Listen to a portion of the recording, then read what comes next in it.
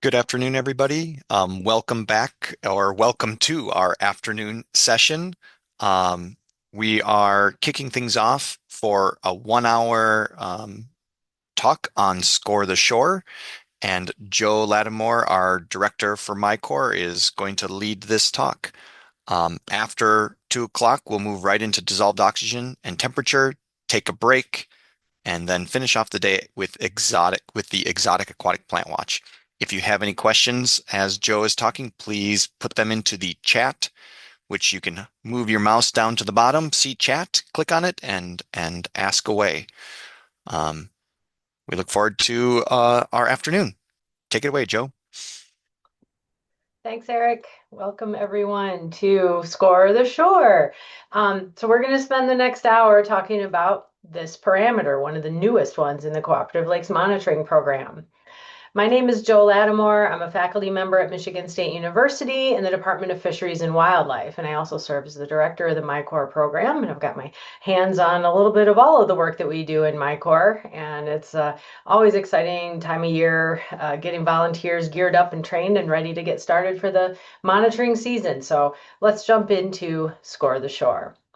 If you were here this morning, when Eric gave a quick overview of our program and some of the things that we include, one of the things that he talked about was the value of healthy shorelines and how much shorelines on our lakes have changed throughout Michigan in many places based on our activities, development, home building, clearing of trees, filling of wetlands, things like that, that have really done some damage on a lot of our lakes across Michigan. And in fact, nationally, we know that development around shorelines is the number one threat to the health of those lake ecosystems. They're incredibly important as habitat for fish, birds, amphibians, and other animals.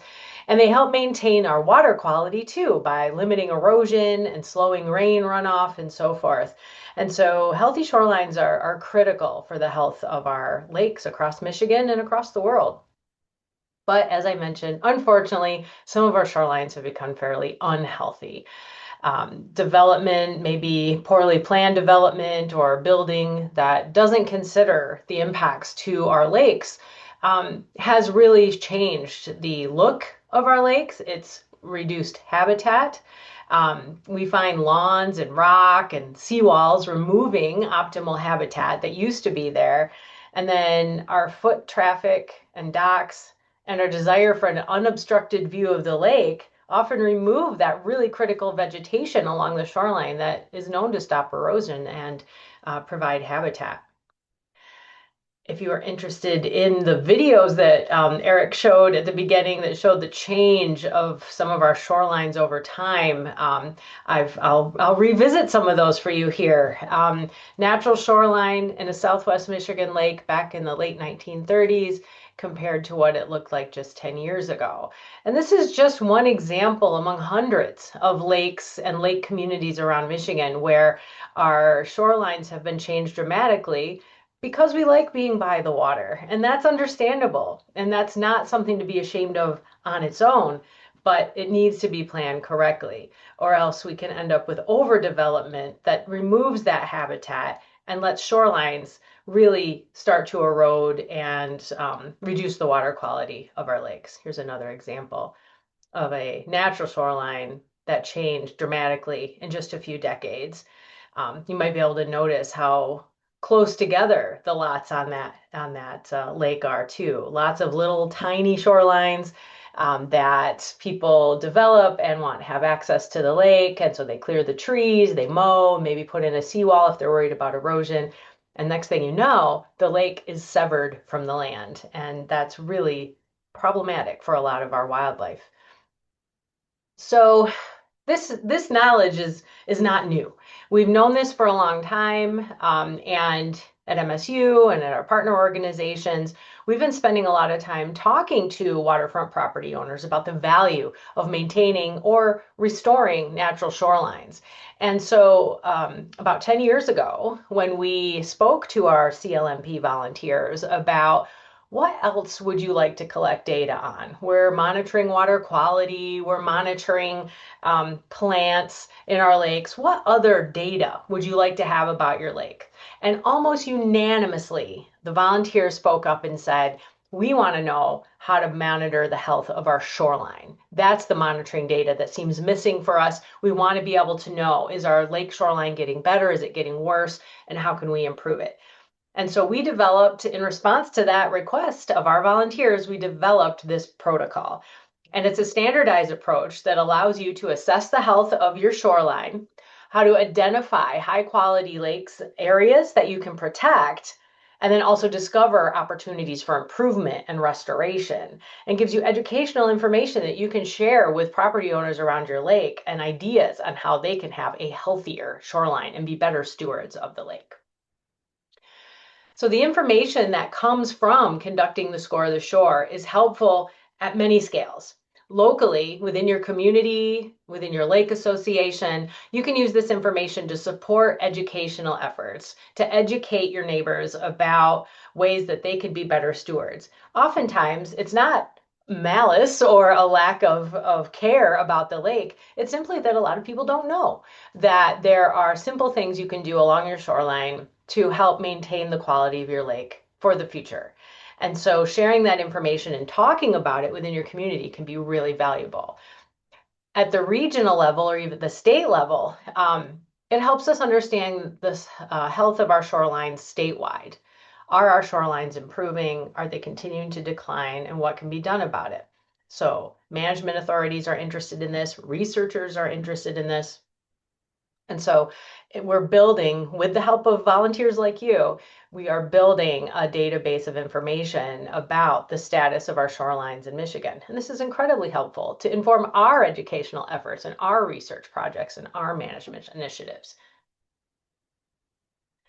There are a lot of resources available to folks who want to learn more about natural shorelines and their value or share that information within their communities. So I've got a couple of websites up there on the screen right now. The first is the Michigan Natural Shoreline Partnership, and we work closely with that partnership. In fact, many members of our team are also on that team. And this partnership develops educational resources, training programs, has an amazing website with a library of resources on it. And it also manages a contractor training because we understand that a lot of people on lakefronts may not be ready to take on a whole new landscaping project to perhaps replace what used to be a seawall with a natural shoreline. This might be a pretty major project. And so we offer a certified natural shoreline professional training. And my colleague Erick is actually a leader in that program in developing that and can answer questions you might have about it. But the resource that's on this Shoreline Partnership website is a list of all the certified trained natural shoreline professionals across Michigan. So if you're looking for someone to help you with a project, to improve the health of your shoreline, or maybe a neighbor's asking about that, they can visit the Shoreline Partnership website and search by your area of the state to find professionals who may be able to help you. Another important link to take a note of is the Michigan Shoreland Stewards Program. And this is a great complement to what we're going to go over today. The Score the Shore program in the CLMP is developed for you to collect data and assess the health of your entire lake as a whole, while the Shoreland Stewards Survey is developed to allow an individual to look at their own property alone and see how well are you doing personally with managing your shoreline and keeping it natural. So it's basically an online quiz that you can take. You can take it anonymously if you choose. You answer a number of questions about things that you do on your property and what your shoreline looks like, and it will give you suggestions, or it'll tell you you're doing a great job. Regardless, you'll learn a lot while you go through it, and if you score high enough on that survey, you'll be eligible for a really cool sign showing that you're a Michigan shoreline steward that you can put on your property so your neighbors can see that point of pride.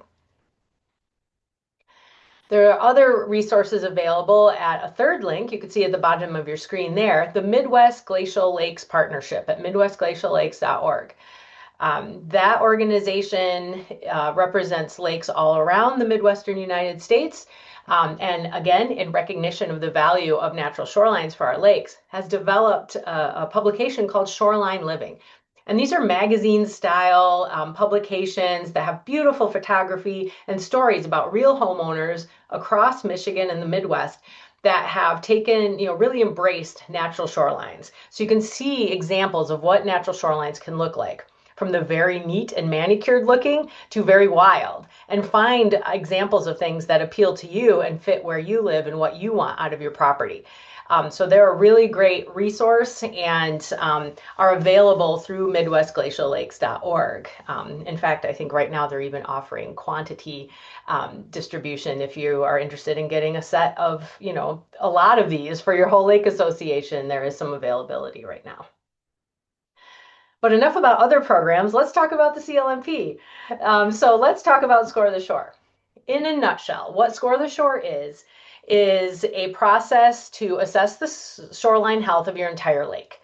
And so to execute that, a small team of people will troll in their boat around the edge of the lake and assess the health of the shoreline using a scoring form.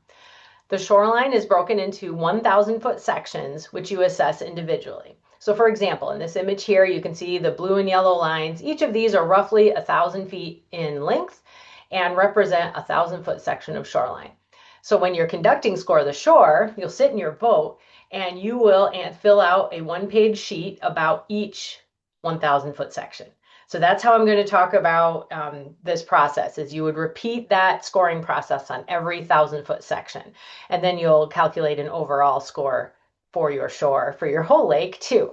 And this is intentional, that we decided to do it at this scale because we didn't want to ask our volunteers to go out and assess individual property owners. We don't want you out there judging your neighbors and say, oh, Bob, I scored your shore and you did pretty badly. And oh, Jane next door, you're doing great. Instead, we lump them together in 1,000-foot sections and kind of anonymize that information on purpose. Once you have your Score the Shore data, remember how important it is and how valuable it is for educational purposes.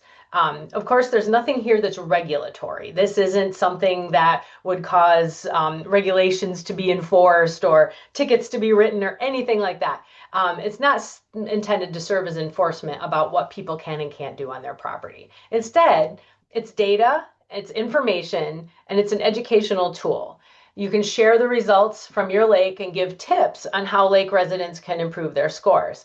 And we often find that people who live on lakes like to look at a map of the results and see where they live on the lake and see if their part of the lake is doing better than other parts of the lake. And if it's not, that can be a motivator to work hard to try and improve your score. And then you can go out and repeat Score the Shore a couple years later and see how things are doing. So we recommend using the information in newsletter articles, in presentations or conversations at your neighborhood meetings, your association meetings, friendly conversations. Share this information with your neighbors so people can see, oh, having a natural shoreline isn't that hard, and now I see where I could do better. All right, so the protocol, how do we do this? So when we're preparing to score the shore, there are some forms that we provide to you, and those are all available on the Score the Shore page on MiCorps.net, and that includes the procedures, which you can print out or read right on your screen, and also the data forms. There's a cover sheet where you just need to print out one copy of that, and that will give basic information about who's doing the survey, when you did it, and so forth. And then there's the section data form. Now remember, you're going to fill out this section survey for every 1,000-foot section. So depending on how big your lake is, you'll have to print many copies of that section data form. And again, these are all available on our website. All right, of course, there's some things that you need to bring too.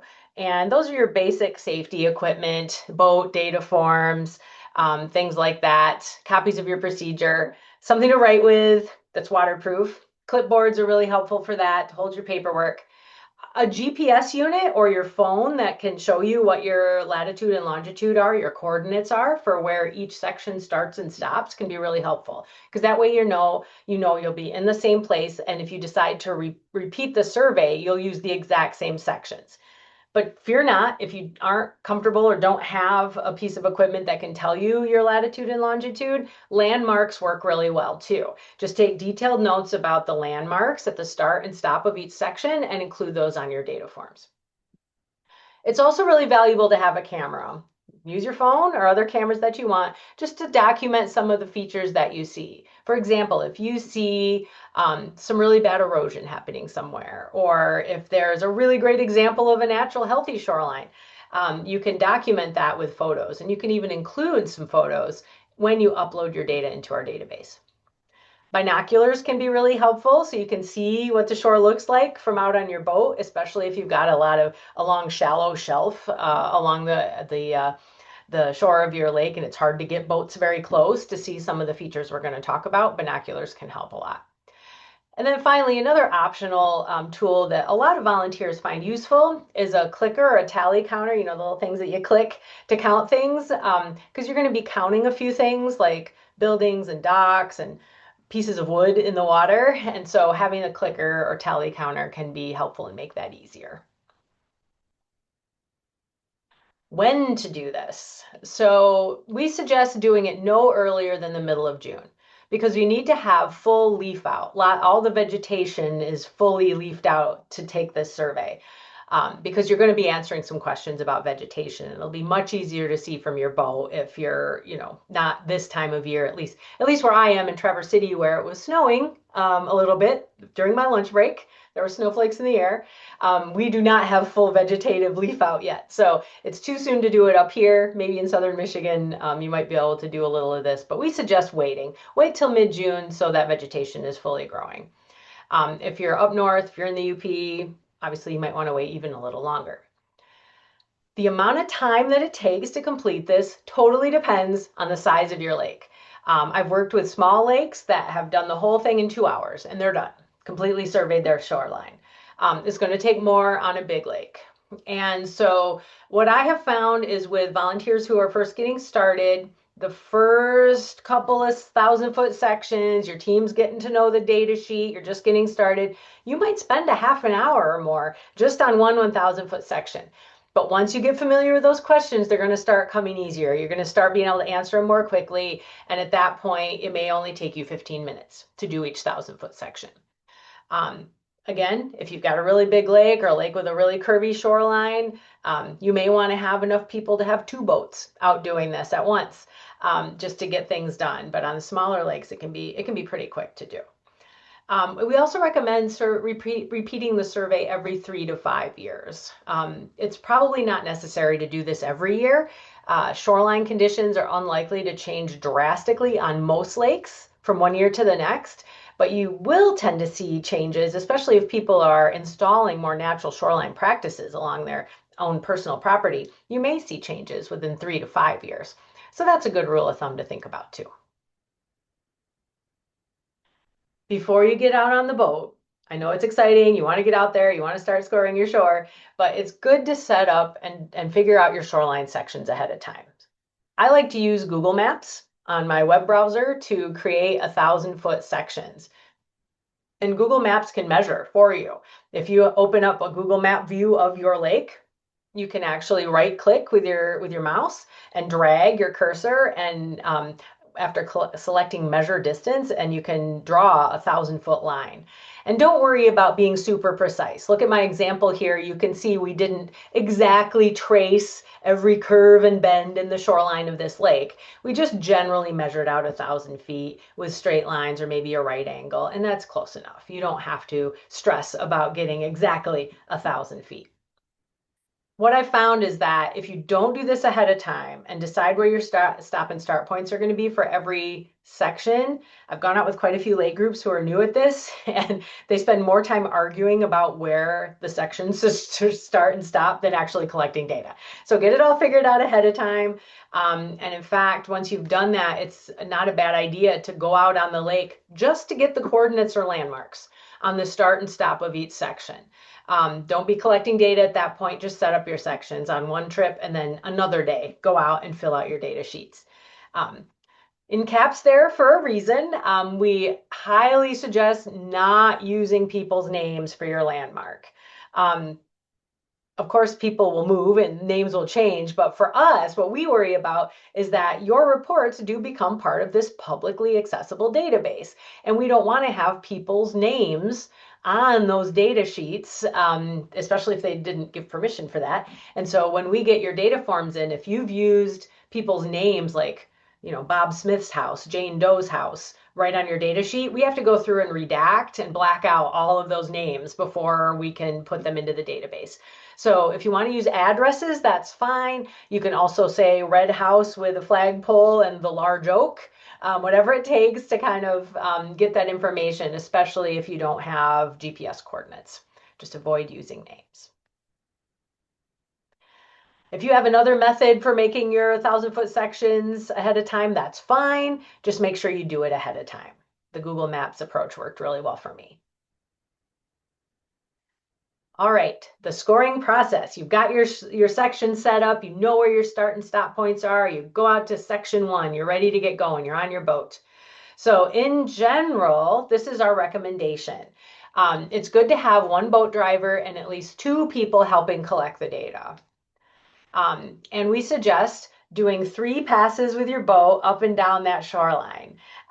Start out kind of far, maybe 100 yards out from the shoreline, and cruise along, making observations. And then for the next set of questions, get in a little closer and cruise back, because you're going to look at some more details on the shoreline. And then for the last few questions on the sheet, you can go back out further from shore and cruise down to the end of that section.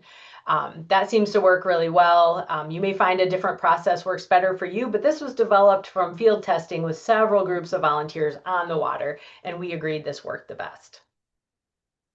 The people that aren't driving the boat will answer questions on every pass. And you might want to try having enough data sheets that everyone who's making observations has their own data sheet and they can write what they think the answer is, what their observations are on their data sheet. And then when you're done, you can just idle the boat and sit for a minute and discuss the answers to the questions and make sure you reach consensus, that you agree that this is severe erosion versus minor erosion, for example. You'll know what I mean when I show you some of these questions and how they're structured. Just have one person, of course, though, record the final answers on your data sheet.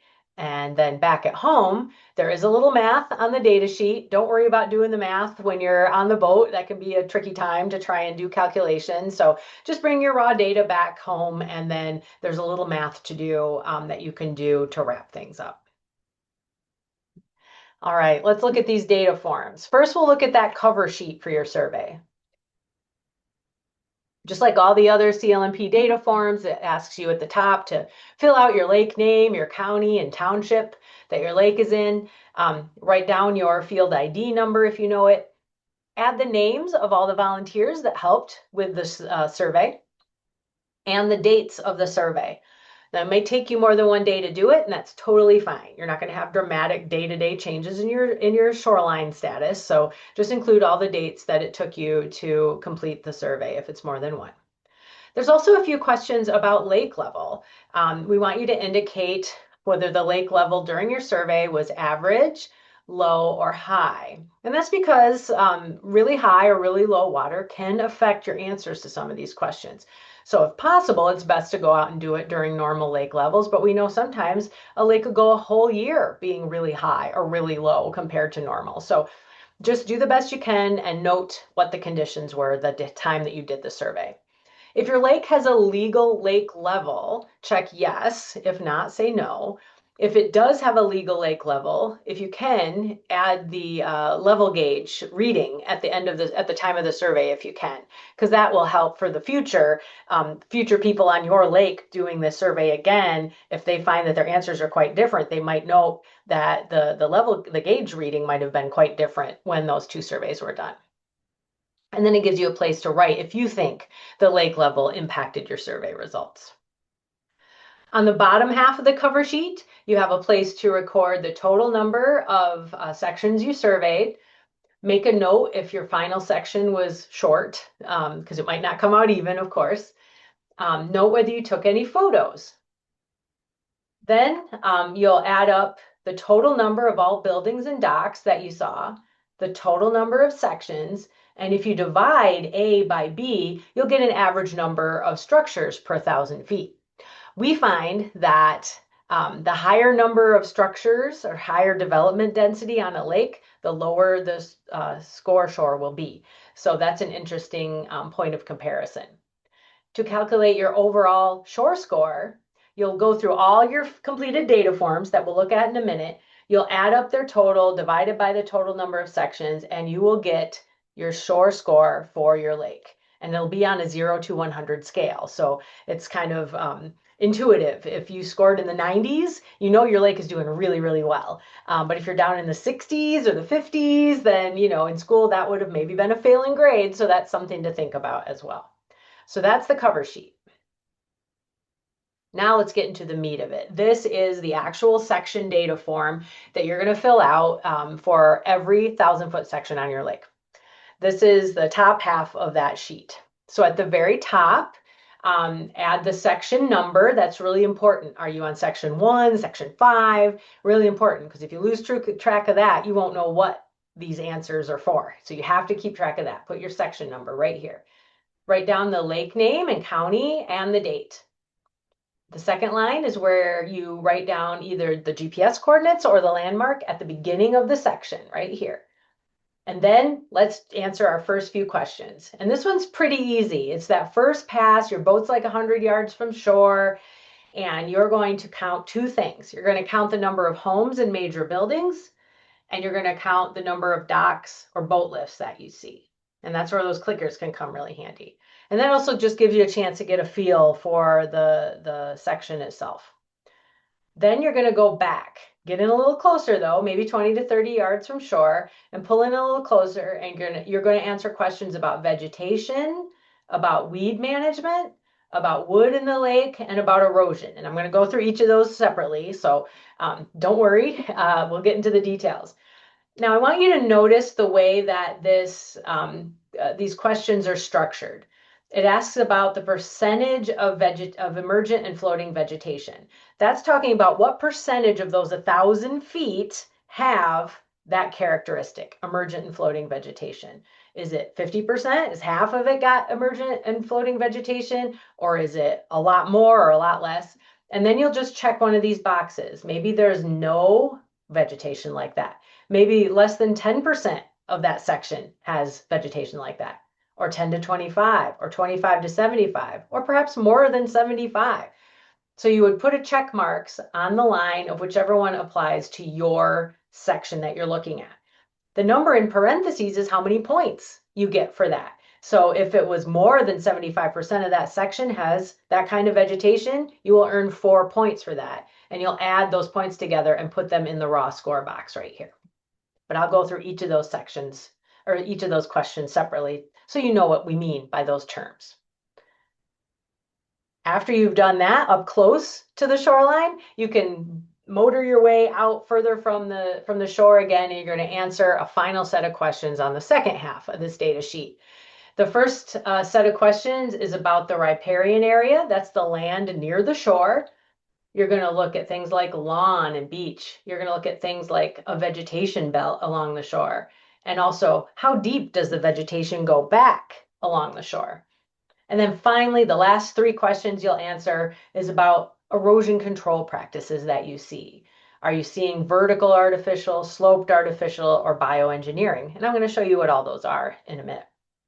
The very last thing you're going to want to do is put down the coordinates or the landmark at the end of that section.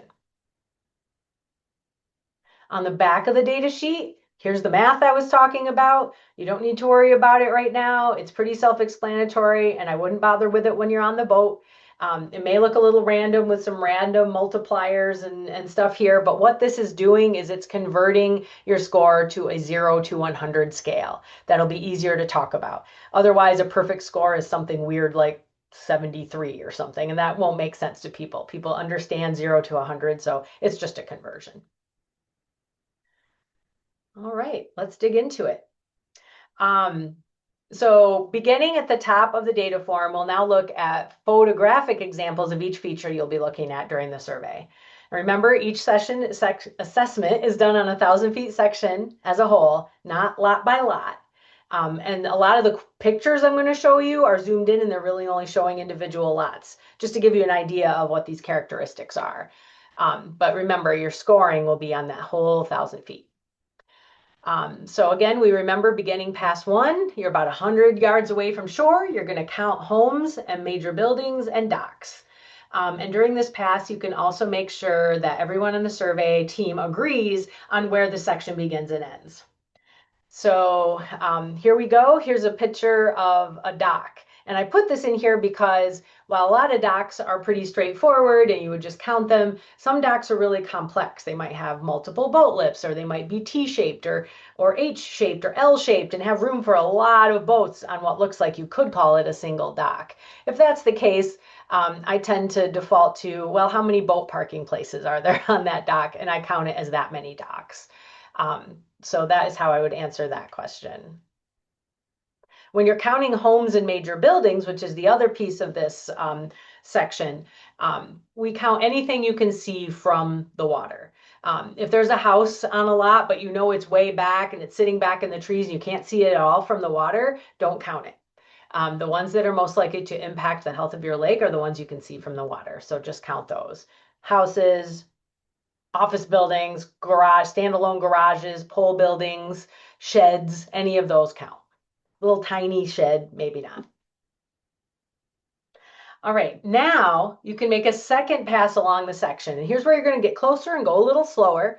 And, be sure and make sure you can safely navigate, not, getting too close to swim rafts or anything like that. And you're going to start answering these questions. So the first one is about emergent and floating vegetation. And what we mean by emergent vegetation is stuff like this: reeds, cattails, plants that are in the water but stick up out of the water. That's emergent vegetation. And floating vegetation is things like lily pads, floating algae, things like that. So to answer this question, you will make an estimation of how much of your 1,000-foot section has emergent and or floating vegetation. If it all looks like this, of course, you would say it was more than 75% has emergent and floating vegetation. This is also some emergent and floating vegetation. We got some water shield there, some yellow water lilies sticking up out of the water, maybe even some algae. That's vegetation too, and it's floating, so it counts. Including this, again, algae, but it's floating. It's floating vegetation, so you would count it. The next question is about submerged vegetation. And what we mean by submerged vegetation is vegetation that might come close to the surface, and it may even have a small flower or something tiny poking up over the water, but 99% of the plant is underwater. That's submerged vegetation. So that's what you're looking for. And it might be very easy to see, like in this picture. It might be a little harder to see, like in here, it might be down kind of deep and so forth, but do your best to assess how much submerged vegetation you have along the 1,000-foot section. Note, however, that in this question, that's copied right at the very top of the screen, there is an option to say unable to see. In some lake conditions, either due to depth or the color of the water or the turbidity, you're not going to be able to see down to know whether there's submerged vegetation there or not. We don't want you to take time and, drop a sampling rake and all that stuff. That's not what this is for. So if you're unable to see, just check that box and we deal with that in the math on the back of the data sheet. The next question asks you whether aquatic plant management is known to be happening there, or there's obvious evidence of it. And you would either check no, minor, or major. And minor would mean just some clearing up of vegetation along people's docks or swim areas, but it's not impacting the entire section that you're scoring. Major would mean but the whole area has been treated with herbicide or something like that. So a single bubbler, like we're seeing here on this screen, that's minor plant management. They're just using that to kind of keep the algae cleared away and so forth. So that's a minor example of plant management. While running a harvester like this one, mechanical harvesting across an entire section or much of it would be considered major management activity. Obviously, application of herbicides across the whole section is major. And even the use of weed rollers, which aren't that common, but you can see here in this picture, this device that rolls across in a circle on the bottom to knock down plants. If it was just a small one, just done by one person's dock, then that would be considered minor. But as you can see in this photo, you've got people have been moving them around, and almost this entire section has been weed rolled except for right in here. And so I would consider that major. The next question asks you about the amount of downed trees and woody debris. So partially or fully submerged wood counts. So if you have a tree like this one, you would count that because it's partially in the water, even though it's not entirely in the water. If the lake is unusually low while you're doing your survey, you can feel free to count wood that's currently exposed but would normally at least be partially submerged. We recommend that you concentrate your counting on pieces that are 3 inches or larger in diameter. I think about like, is it the size of my arm or bigger around? Don't worry about counting little twigs. What we're looking for is this wood that can provide habitat and erosion control along shoreline. So bigger pieces of wood. So there's some good examples in that picture. Here you can see some, again, a lot of it in this case is out of the water, but it's certainly somewhat submerged. And looking at the state of this shoreline, I'm guessing the water's a little low here, and under conditions, more of this would be there in the water. And so you don't have to be exactly precise with your count. You'll see there's categories. Either there's no wood, there's few pieces of wood, like 1 to 5, several, 6 to 15, or many, more than 16. And the more you do this, you'll get pretty quick at estimating that as you go around your lake. Sometimes you'll even find wood that's been put in place on purpose. You count that too. This is part of a shoreline restoration project on public land where trees have been placed along the shoreline. Absolutely, that counts. And some of the wood you encounter may be placed in on purpose by a homeowner, like in this example, where you can see root wads and logs that were placed along this shoreline to prevent erosion, but while still keeping a natural appearance. You would also potentially count this in the erosion control question we'll get to at the bottom of the data sheet. All right. Erosion along the shoreline. This one's always interesting to look for, is signs of erosion along the shoreline. This is an example of a small area of erosion. You'll want to include erosion that is clearly the result of human activity, as well as erosion that was caused by forces of nature, like wind, waves, or ice.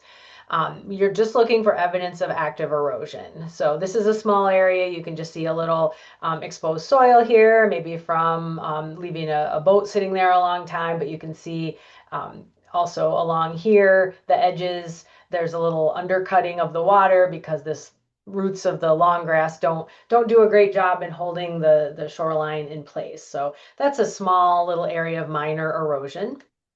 We'll look at a few other examples.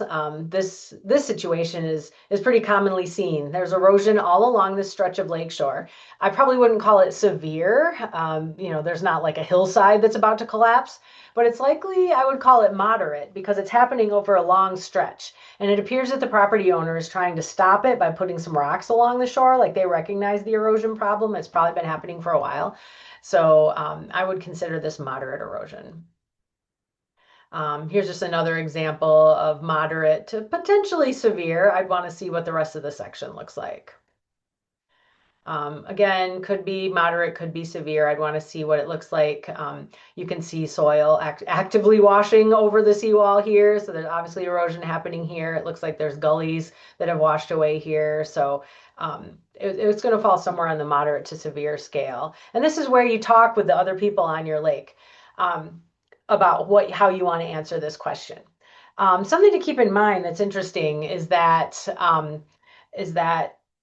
some people struggle a little bit with score the shore because a lot of it is subjective. It's a judgment call. You're not making measurements of the erosion. You're not measuring how deep the gully is or how much soil is going into your lake. But that's intentional. First of all, we want you to be able to get around your entire lake in a reasonable amount of time, but also because even these kinds of subjective measurements or observations are incredibly informative and useful. And these kinds of questions are exactly what professional ecologists can do to assess the overall overall health of their shore. And so we write our volunteer procedures to closely mimic what agency staff, for example, management authorities would do to generally assess the health of a shoreline so that our data are comparable. So even if you're more scientifically minded and these more subjective observations make you feel a little itchy, we can assure you that they're very valuable and useful and even repeatable over time. Here's one example of a severe erosion situation. This hill slope is actively eroding. So at least on this small stretch, the erosion is severe. I might not say that it was severe across the entire 1,000-foot section unless that were the case. Here we're just looking at a small area. This property seems to have no vegetation on the slope and has the potential for serious erosion. If I was conducting the survey, I'd want to get a little bit closer to take a closer look to see if the property here is actively eroding. Is there soil in the lake? Is there gullies? Are there, active erosion evidence here? I'd want to look a little closer to see what's going on here. We sometimes get questions about whether having a beach counts as erosion. And the answer is only if there are active signs of the sand being lost to the lake. If your lake is naturally sandy, then sand beaches may be a natural feature and should never be considered erosion because that's always going to be that way. But if there is sand, especially sand that's been brought in and, to build a beach, and you can see evidence of it washing into the lake, that would count as erosion. All right, now we're ready. We're already at the last section of questions. So at this point, if I was on my boat with my team, I would head further back out from shore and make a final pass along the shoreline to look at what's going on the upland, up out of the water, and erosion control practices. The first one asks about what % of the shoreline is any combination of lawn, maintained or artificial beach, or impervious surfaces. So we're going to look at examples of each. I probably don't need to tell you what a lawn is, but here's an example of one, maintained lawn. This is mowed vegetation, mowed grass. That's what we mean by maintained lawn. This picture has an example of a little bit of maintained lawn, and there's also a small impervious walkway. When we say impervious, we mean any surface that water can't penetrate. So stepping stones put right up against each other, even though a few drips might get in between, we consider that impervious. If it rains hard, the water's just going to run off into the lake. So for this assessment, since you are assessing the percentage of the section that is lawn, beach, and impervious all together, you would count all of this as being part of your percentage on this question. Here's another interesting example. Not only is there a turf grass maintained lawn here, there's also a parking lot that's an impervious surface. So you've got 2 of 3. You don't have a artificial beach here, but you do have lawn and parking lot. So you would count this towards this question.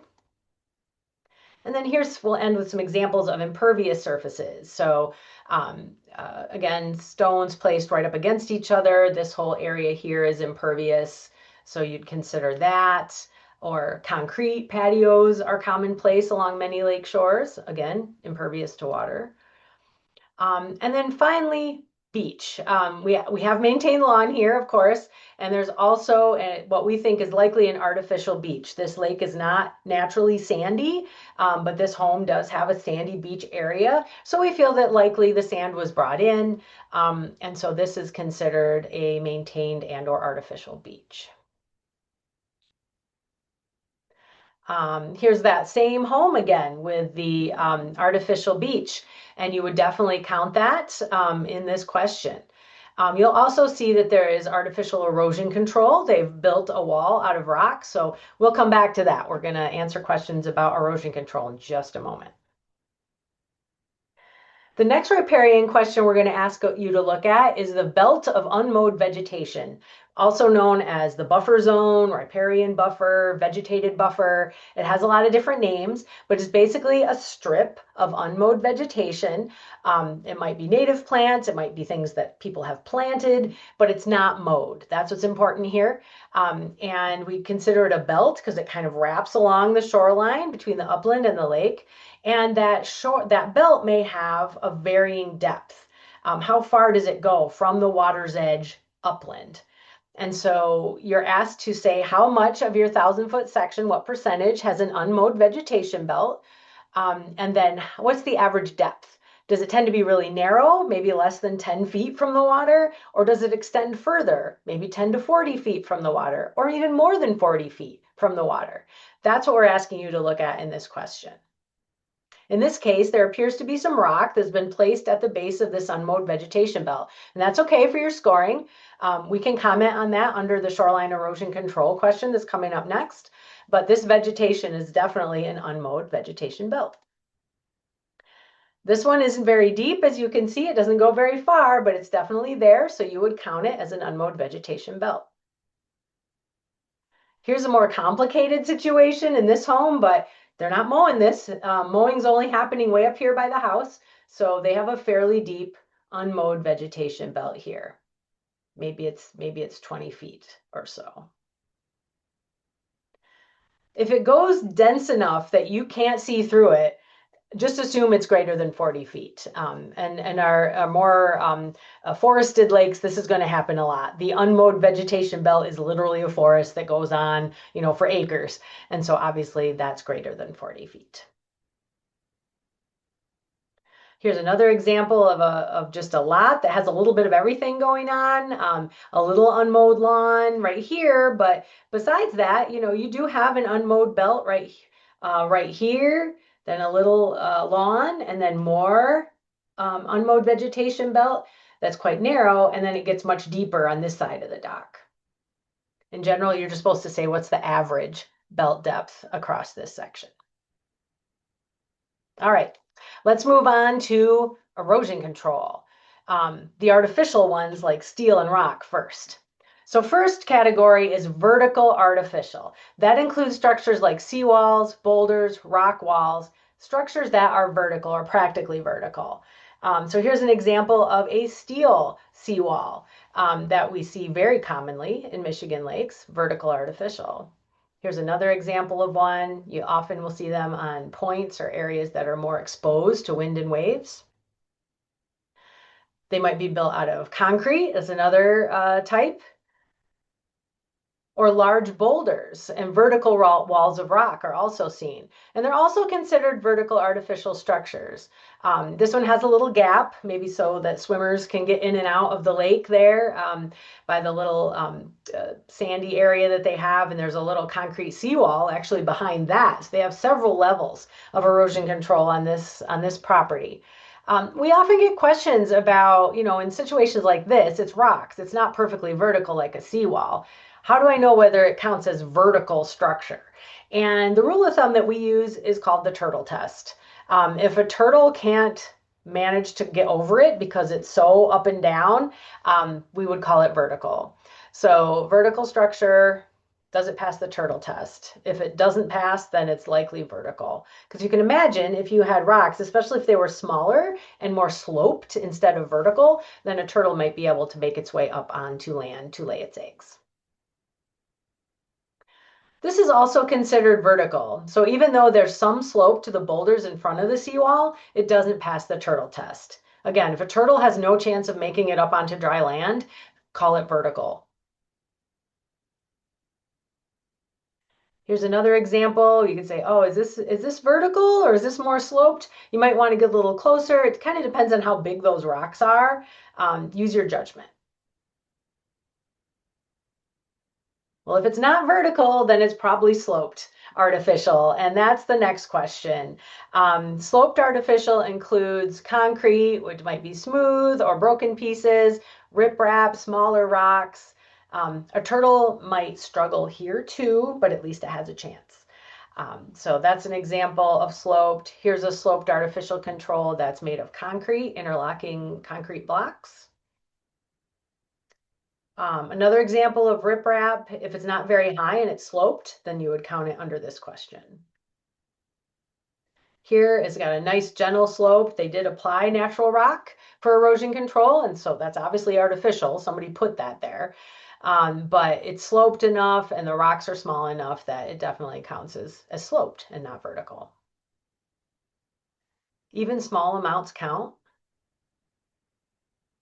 And it counts as artificial erosion control, even if there is unmowed vegetation growing on top of or behind it. You could count this lot both for your unmowed vegetation and for artificial erosion control. Here's another interesting or complicated lot. We like to throw these at you to just get you thinking about how you would score them.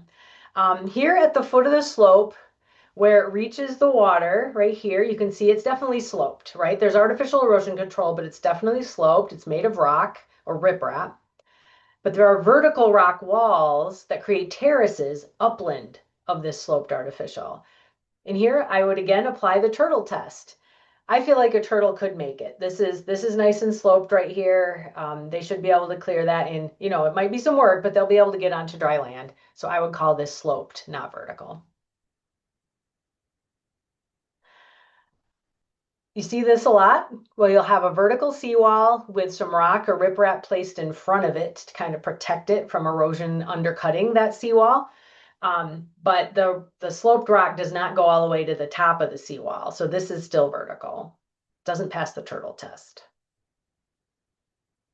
This one, maybe you might pass the turtle test, but I kind of doubt it. Again, there's a gap, right, between the riprap and rock and this vertical seawall. Maybe back here there's a little bit a path for our turtle, but again, I would likely call this vertical. All right, last question. Finally, bioengineering or soft engineering erosion control. This is using natural materials, biodegradable materials to build erosion control. And note that while these areas don't get a positive score, you'll notice the on your data sheet or on the question on the screen, there's still a negative associated with them. It's less negative than the artificial structures like seawalls. Because although erosion is being dealt with, it's being dealt with in a way that eventually, with proper maintenance, will be indistinguishable from natural shoreline. And we'll consider the shoreline recovered at this point, and you wouldn't know that erosion control actions had been taken there. If you know of an area where bioengineering was installed years ago and now most people wouldn't be able to tell that it happened, it looks natural, then that shoreline area should be considered recovered, and I wouldn't include it in my score about how much has bioengineering across your shoreline section because you can't see it anymore. If you haven't seen a application of these core logs, these fiber logs that are biodegradable, here's a zoomed in view, and you can see that this is freshly installed with some new plants planted all among it. Over the years, these plants will become deep rooted and established while the fiber materials will decompose, and after a while, you wouldn't know that that had ever been done. Sometimes these core logs are installed along great lengths of shoreline. Here's a bigger project at a public park. All right, a few different kinds of interesting examples. Remember, we saw this picture before. Stumps and brush and branch bundles are also used for bioengineering control. Remember this picture? We could use it for woody debris, right? It counted as woody habitat in the lake, but you can also include it in your assessment of the extent of bioengineering erosion control in your section. Sometimes you'll see stuff like this. You definitely have unmowed vegetation belt. It's very narrow, but it's there. And then there's artificial erosion control. They've put blocks, cinder blocks, and stepping stones and stuff piled along here to help against erosion. And even though it's unattractive, it's something we would count. It would count for me. I think it's sloped artificial. I think it would pass this turtle test from what I can see in the photo. Here's another example. Again, I see kind of failing what looks to be railroad tie erosion control. They have a helpful traffic cone here to warn you of the danger of erosion. So they're definitely had tried or sometime in the past to prevent erosion. Again, I would apply the turtle test. This likely is going to be vertical, depending on how big those ties are. All right, that ends my photo tour of Michigan lake shorelines. Those are what you're looking for when you're out answering your questions.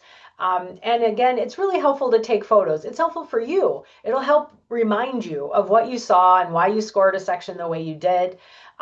You can take as many as you want. Note that you can only share with us 3 per section. So pick your best ones if you want to share photos with us, and we encourage you to do so. Blurry photos won't help you or us in the future, so might as well just delete those. And knowing where those pictures are from is really critical too. Just a pile of photos, you'll go back to them later and you won't know where they were taken. So you're going to want to label them. One way to do that is to have a sheet of paper or dry erase board with you on the boat. Take a picture of it with like number 3, write number 3 on it. If you're in section 3, hold that up and then take a photo of the shoreline. The number 3 will be right in that picture. Or you may use file naming or however you want to do it, but knowing where those photos are from is really important. And of course, the last step is turning in your data. After you've done your math, calculated your scores, you can enter your data into our database online, which we've been encouraging you to do throughout the day today. You'll want to follow the instructions for data submission on our website.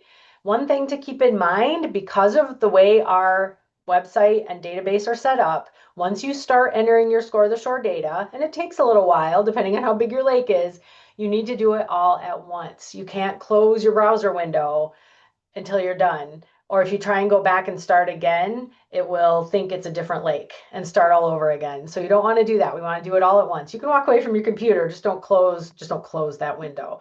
And as I mentioned before, you can upload 3 photos from each section, each one no bigger than 5 megabytes. And then at the very end, be sure to send a copy of your complete report, the cover sheet, all your data forms, a map of your lake showing us where the sections are, and send them either through mail or email us a copy of those. You don't need to send us copies of your pictures. If you want those in our long-term record, you'll need to enter them yourself and enter your data yourself. All right, that takes us through the slideshow, and we have a couple of minutes for questions if there are any. Nothing in our chat so far, but folks, please, we have a couple minutes here. Feel free to put them into the chat. Good job, Joe. That's a lot of images and a lot of different shoreline types. Absolutely, it is, but most of these pictures are things that we've experienced, right? And Oh, so yeah. it's good to have a sense of the kinds of things that you might see as a volunteer when you go out on your lake, and think about how you would answer those questions if you observe those conditions on your own lake.